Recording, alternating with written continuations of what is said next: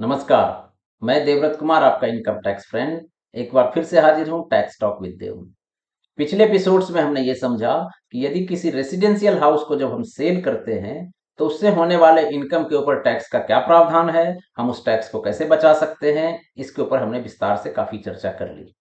आज के इस वीडियो में हम चर्चा करेंगे कि रेसिडेंशियल हाउस के अलावा जितनी दूसरी प्रॉपर्टीज है उनको सेल से होने वाले इनकम को किस तरह से टैक्स किया जाता है और उससे होने वाले इनकम के टैक्स से हम किस प्रकार बच सकते हैं। तो सबसे पहले तो हमको ये समझना होगा कि दूसरी प्रॉपर्टीज है कौन।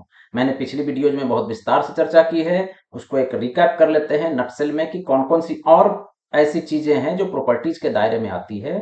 तो सबसे पहले है रेसिडेंशियल हाउस, तो हो गया वो, ठीक है। रेसिडेंशियल हाउस के अलावा ऑल इमूवेबल प्रॉपर्टीज, शेयर्स, भले ही वो लिस्टेड शेयर्स हो या प्राइवेट लिमिटेड कंपनी के शेयर्स हो, ज्वेलरी, बुलियन, किसी भी तरह का सेमी प्रेसियस या precious stones, archaeological collections, drawing, painting, sculptures या एनी आर्ट फॉर्म, ये सब प्रॉपर्टीज के दायरे में आते हैं।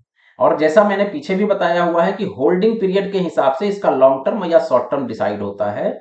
तो हम आज के इस एपिसोड में चर्चा करेंगे सिर्फ लॉन्ग टर्म प्रॉपर्टीज के बारे में, क्योंकि लॉन्ग टर्म प्रॉपर्टीज से होने वाले इनकम को ही बचाने का लीगल तरीका हमारे पास अवेलेबल है। तो लॉन्ग टर्म प्रॉपर्टीज कौन सी होगी? जो होल्डिंग पीरियड, अगर लिस्टेड शेयर है तो उसका मिनिमम होल्डिंग पीरियड 1 ईयर होना चाहिए। अगर आपके पास किसी प्राइवेट लिमिटेड कंपनी का शेयर है या कोई भी दूसरी इमूवेबल प्रॉपर्टी है तो वो कम से कम आपके पास 2 साल तक रहनी चाहिए। और इसके अलावा जितनी भी प्रॉपर्टीज मैंने जिक्र की, चाहे ज्वेलरी हो, बुलियन हो, आर्कियोलॉजिकल कलेक्शन हो वगैरह, इन सब की होल्डिंग पीरियड कम से कम 3 साल की होनी चाहिए।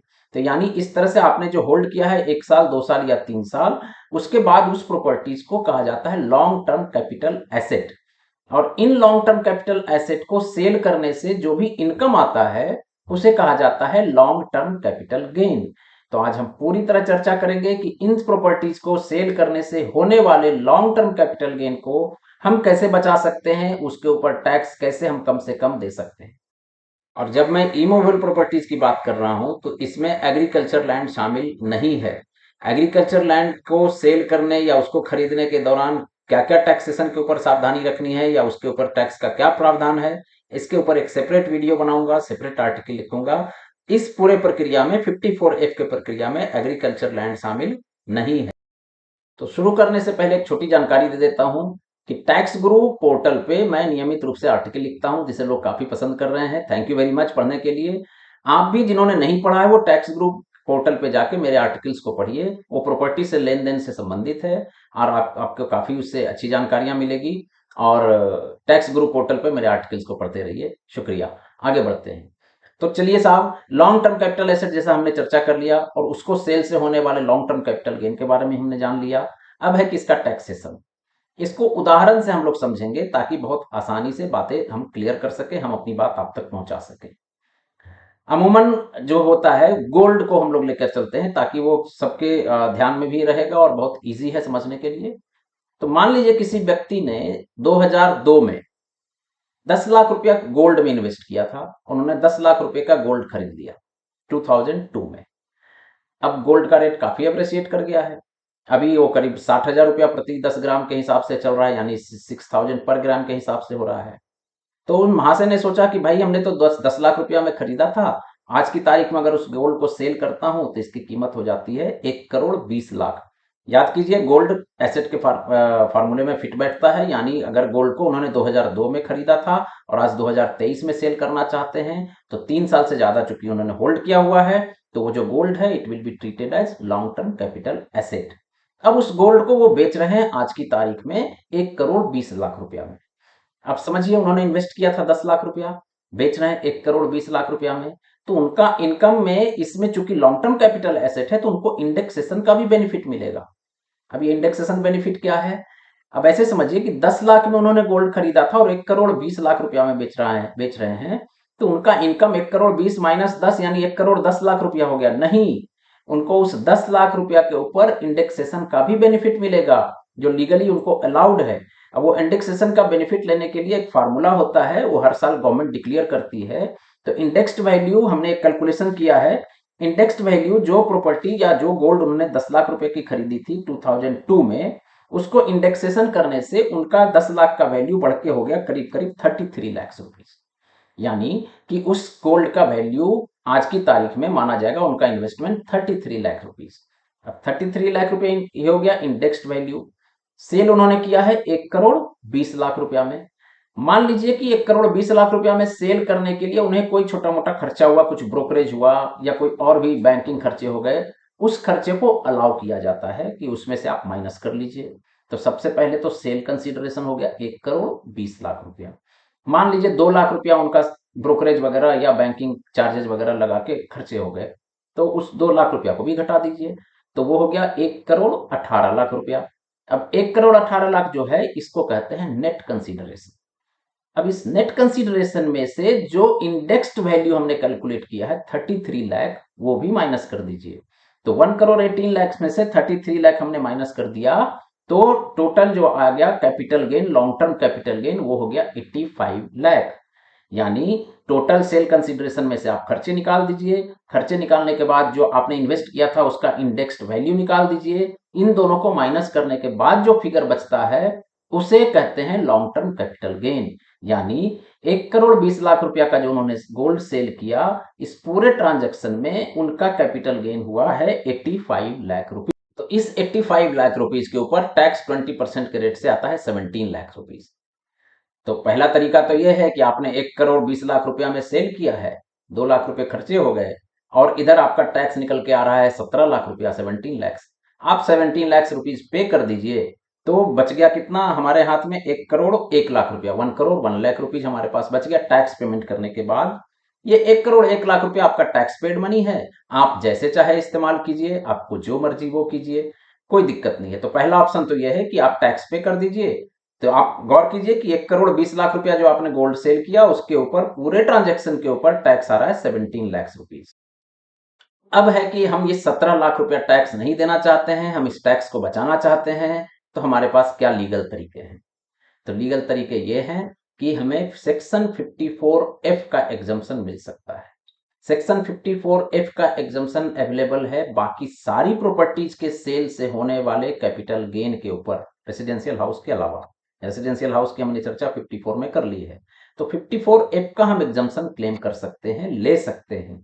कैसे ले सकते हैं, अब उसको एक एक स्टेप में ध्यान से समझिए। जो आपने गोल्ड सेल किया 1 करोड़ 20 लाख रुपीज का, 2 लाख रुपया खर्चे हो गए, यानी आपका नेट कंसिडरेशन है 1 करोड़ 18 लाख रुपीज। तो from the date of sale of the gold, ये डेट बहुत इंपॉर्टेंट है। मैं बार बार कहता हूं कि इनकम टैक्स का हर प्रोविजन टाइम बॉन्ड है, टाइम से बंधा हुआ है, इसलिए टाइम का बहुत वैल्यू है। तो date of sale of the gold से या तो 1 साल पहले या 2 साल बाद तक आप कोई घर खरीद लीजिए, या date of sale of gold से 3 साल बाद तक आप कोई नया रेसिडेंशियल घर बना लीजिए, कंस्ट्रक्ट कर लीजिए। और जितना आपका नेट कंसीडरेशन है वो पूरा का पूरा यदि आप इस घर को खरीदने में या घर को बनाने में यूटिलाइज करते हैं तो आपको पूरा कैपिटल गेन माफ हो जाता है। गौर कीजिएगा, रेसिडेंशियल हाउस में हमें सिर्फ कैपिटल गेन जो होता था वो इन्वेस्ट करना होता था। यहां पे कैपिटल गेन हमारा 85 लाख रुपीज हुआ है, हम सिर्फ 85 लाख रुपीज अगर इन्वेस्ट करेंगे तो हमारा टैक्स पूरा का नहीं बचता है। मैं आगे आ रहा हूं उसके ऊपर। यहां पे यदि आपको पूरी पूरी ट्रांजैक्शन के ऊपर कोई टैक्स नहीं देना है तो नेट कंसीडरेशन जितना है वो पूरा का पूरा आपको एक नए घर में, रेसिडेंशियल हाउस में इन्वेस्ट करना होगा।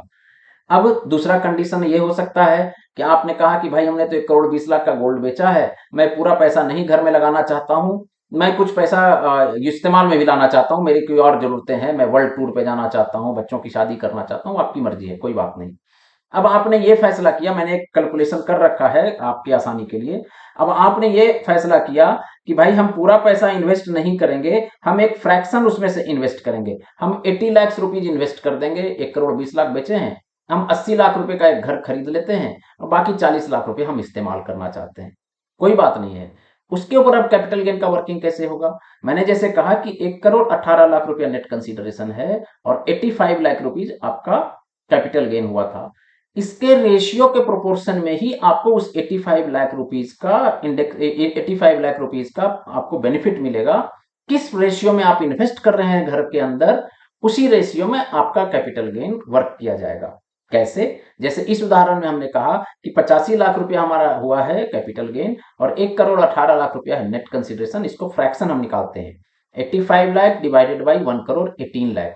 जो भी फ्रैक्शन आया उससे हम जितना भी इन्वेस्ट कर रहे हैं, जैसे 80 लाख अगर हम इन्वेस्ट कर रहे हैं तो वो फ्रैक्शन वैल्यू कितना आता है? तो आता है 57 लाख रुपीज। तो 80 लाख रुपीज अगर आपने नए घर में इन्वेस्ट कर दिया तो आपको जो 85 lakh rupees long term capital gain हुआ था, उस लॉन्ग टर्म कैपिटल गेन में से घटने के बाद आपका 57 लाख रुपीज आपको अलाउ हो जाएगा, यानी 57 लाख रुपया के ऊपर टैक्स आपको नहीं देना पड़ेगा। जो बैलेंस बच गया 85 लाख में से 57 लाख जाने के बाद जितना भी बच गया वो 28 लाख रुपीज, इस 28 लाख रुपीज के ऊपर आपको टैक्स भरना होगा। इसकी बारीकियों को ठीक से समझ, यानी जिस जिस रेशियो में आप नए उसी रेशियो में कैपिटल गेन आपका रिड्यूस होता चला जाएगा। 100% इन्वेस्ट करेंगे 100% नहीं टैक्स लगेगा, जितना परसेंट आप इन्वेस्ट करेंगे उतना परसेंट छूट आपको मिल जाएगा। ये थी सेक्शन 54F का कैलकुलेशन, जो कि 54 से बिल्कुल अलग है। यहां नेट कंसीडरेशन के ऊपर फ्रैक्शन के हिसाब से ही कैपिटल गेन का आपको टैक्स भरना है या नहीं भरना है ये निश्चित होता है। 54, अब ये जो 54F का जो ये पूरा प्रक्रिया है कि जो दूसरे एसेट्स को आपने पेंटिंग, सपोज कीजिए आपने गायतुंडे की कोई पेंटिंग खरीदी या राजा रवि वर्मा की पेंटिंग है आपके पास, या आपके पास MF हुसैन साहब की पेंटिंग है। अब ये पेंटिंग्स आपने सपोज कीजिए कि 2003-4 में खरीदा था और वो पेंटिंग की वैल्यू आज की तारीख में करोड़ों में हो गई, तो इस पेंटिंग को भी बेचने से भी जो पैसा आएगा वो भी लॉन्ग टर्म कैपिटल एसेट और लॉन्ग टर्म कैपिटल गेन के दायरे में आता है। आप उससे होने वाले इनकम को अगर आप उसकी नेट कंसीडरेशन को किसी रेसिडेंशियल हाउस में इन्वेस्ट कर देंगे तो आपको उस पेंटिंग के सेल से होने वाले इनकम पर कोई टैक्स नहीं लगेगा, जिस तरह से मैंने उदाहरण के साथ आपको बताया। परंतु 54F का एग्जम्पशन क्लेम करने के लिए बहुत सारी शर्तें हैं। इन शर्तों को बहुत ध्यानपूर्वक समझिए, क्योंकि अगर ये शर्त आपने फॉलो किया है तभी आपको एग्जम्पशन 54F का मिलेगा, अन्यथा नहीं मिलेगा। अब ये शर्तें कौन कौन सी हैं इसको एक एक करके ध्यान से समझिए। सबसे पहली बात, ये सुविधा, ये लाभ सिर्फ इंडिविजुअल या HUF को ही मिल सकता है। यदि आप कोई इंडिविजुअल हैं या HUF हैं तो आप 54F का एग्जम्पशन क्लेम कर सकते हैं। दूसरी बात, आप जो सेल किया आपने, नेट कंसिडरेशन की मैंने बात की, उसे आप किसी एक ही रेसिडेंशियल हाउस में, वो भी इंडिया के अंदर आप इन्वेस्ट कर सकते हैं। जैसा मैंने बताया 1 साल पहले या 2 साल बाद या 3 साल तक आप कंस्ट्रक्ट कर सकते हैं। ये नहीं कि दुनिया में कहीं भी आपने घर खरीद लिया तो आपको अलाउ होगा। 1 residential house in India within the time frame. तीसरी बात, ये दूसरी शर्त हो गई। तीसरी बात, on the date of sale, मतलब जिस दिन आपने गोल्ड बेचा, गोल्ड मैं इसलिए बोल रहा हूं जो उदाहरण के तौर पर मैंने बताया था, जिस दिन आप गोल्ड सेल कर रहे थे उस तारीख पे आपके नाम पे सिर्फ एक ही घर होना चाहिए। यानी जिस दिन आप गोल्ड सेल कर रहे हैं उस दिन आप जो नया एसेट खरीद रहे हैं उस गोल्ड सेल करने के पैसे से, या पहले आपने खरीद लिया 1 साल के अंदर या 2 साल के बाद, उसकी बात नहीं कह रहा हूं। नया एसेट के अलावा, नया घर के अलावा आपके नाम पर डेट ऑफ सेल को सिर्फ एक ही घर होना चाहिए। दूसरी बात, जिस दिन आप सेल कर रहे हैं उस डेट से 1 साल के अंदर, यानी 1 साल तक दूसरा कोई घर आप नहीं खरीद सकते हैं। या जिस डेट को आपने सेल किया है उससे 3 साल के अंदर दूसरा कोई घर नहीं बना सकते हैं नए घर के अलावा। जो नया घर की बात मैं कह रहा हूं एग्जम्पशन के लिए वो तो ठीक है, उसके अलावे की बात कर रहा हूं। और जो नया घर आपने खरीदा है, 54F का एग्जम्पशन जिस घर को खरीदने से आपने क्लेम किया है, उसे आप 3 साल तक नहीं बेच सकते हैं। जब आपने खरीदा है उस डेट से 3 साल तक उस नए घर को आप नहीं बेच सकते हैं। और अंत में सबसे जरूरी बात जो मैं बार बार कहता हूं कि यदि आपने जो एसेट सेल किया, जिस तरह से गोल्ड सेल किया 1,20,00,000 रुपीस का, और उसका प्रोसीड्स को, उससे जो पैसा आया था उसको आप घर में इन्वेस्ट कर रहे हैं, हो सकता है समय लग सकता है, तो जिस फाइनेंशियल ईयर में आपने ये गोल्ड सेल किया था उस फाइनेंशियल ईयर का जब रिटर्न फाइलिंग का डेट आता है या आप रिटर्न फाइल कर रहे हैं, उसके पहले अगर वो पैसा इन्वेस्ट हो गया है घर में तब तो ठीक है। अगर आपका प्लान है कि नहीं हमको ठीक से अभी घर नहीं मिल रहा है, हमारे पास अभी 2 साल का समय है घर खरीदने के लिए या 3 साल घर बनाने के लिए समय है, तो हम बाद में कर लेंगे, कोई बात नहीं। परंतु मत भूलिए कि ये जो प्रोसीड्स है, जो पैसे आपके पास आए हैं, वो रिटर्न फाइलिंग के पहले जितना पैसा आप घर के लिए नहीं लगा सके उसे किसी नेशनलाइज बैंक में कैपिटल गेन अकाउंट स्कीम में जमा करना बहुत जरूरी है। इस मुगालते में न रहें कि ये पैसा तो हमें 2 साल के अंदर घर खरीदना है, तो हमने एफडी कर दिया है या सेविंग्स अकाउंट में पड़ा है या कहीं और आपने इन्वेस्ट करके रख दिया है, तो आपको 54 का एग्जम्पशन नहीं मिलेगा। भले ही आप नया घर में उस पूरे पैसे को डाल दें, फिर भी आपको टैक्स भरना पड़ेगा। ये मैं बार बार कहता हूं कि रिटर्न फाइलिंग के पहले घर बेचने से या एसेट बेचने से जो पैसे आए हैं, यदि आप एग्जम्पशन क्लेम करना चाहते हैं तो उसे आप कैपिटल गेन अकाउंट स्कीम में जरूर जमा करें, जो पैसे आपने घर खरीदने में नहीं लगा पाए हैं। इस बात का ख्याल रखें। और मैं जैसा बार बार कहता हूं, फिर कहता हूं कि किसी भी प्रॉपर्टी के खरीदने या बेचने से पहले आप अपने टैक्स एडवाइजर की सलाह जरूर लें। जिस तरह आप ब्रोकर का सर्विस लेते हैं, एडवोकेट्स की सर्विस लेते हैं या और दूसरी चीजें उसमें निटी ग्रिटी आप देखते हैं, आप किसी भी डॉक्यूमेंट को साइन करने से पहले, किसी भी डील को फाइनलाइज करने से पहले आप टैक्स एडवाइजर की सलाह जरूर लें। आप चाहें मुझे बिल्कुल बेहिचक मैसेज कर सकते हैं, कॉल कर सकते हैं, मेल कर सकते हैं। मेरा फोन नंबर है 9967745680। प्रॉपर्टी के लेन देन के पहले आप टैक्स की सलाह जरूर लीजिए। ये आपको बहुत सारे पैसे को भी बचाता है, बहुत सारे चीज नई जानकारियां भी आपको बताती है। अब जैसे मैं एक मित्र की बात करूं, जैसे मैंने गोल्ड का उदाहरण लिया, कई ऐसी परिवार है जिनके पास गोल्ड पड़ा हुआ है, उनकी दादी ने दिया है या उनके दादा ने दिया है या फैमिली गोल्ड पड़ा हुआ है, गोल्ड एप्रिसिएट हो गया है, उनको लगता है कि मैं एक नया घर, हमको जरूरत है, उनको पता नहीं है कि मैं इसको कैसे सेल करूं, तो मुझे क्या क्या बेनिफिट मिलेगा, क्या टैक्स भरना है, नहीं भरना है। Always go to a tax adviser, they will give you proper advice, professional advice, और उस एडवाइस के हिसाब से आप काम करें। आपके घर में कोई पेंटिंग पड़ी है, कोई पुरानी, कोई स्कल्पचर पड़ा हुआ है जो काफी अप्रिसिएट कर गया है या ऑक्शन में काफी बहुत अच्छा पैसा आपको मिल रहा है, आप बेफिक्र होकर सेल कीजिए। उससे जो इनकम आती है उसको आप, जैसे मैंने 54F में बताया, आप उसको इन्वेस्ट कीजिए, आपको कोई टैक्स नहीं लगेगा और घर भी आपका बन जाएगा। जो चीज आपके पास पड़ी हुई थी उसके बदले आपको एक घर भी मिल रहा है। ये सरकार ने ये सारी प्रोविजंस हमारी सुविधा के लिए बनाई है, बशर्ते हम उसके जो फ्रेम है, जो with in four walls of law बोलते हैं, उसके अंदर अगर फिट बैठता है तो आप बिल्कुल टैक्स प्लानिंग कर सकते हैं, कोई हर्ज नहीं है। देखते रहिए हमारा वीडियो और टैक्स ग्रुप पर हमारे आर्टिकल्स जरूर पढ़ा कीजिए। थैंक यू वेरी मच, बने रहिए मेरे साथ। शुक्रिया।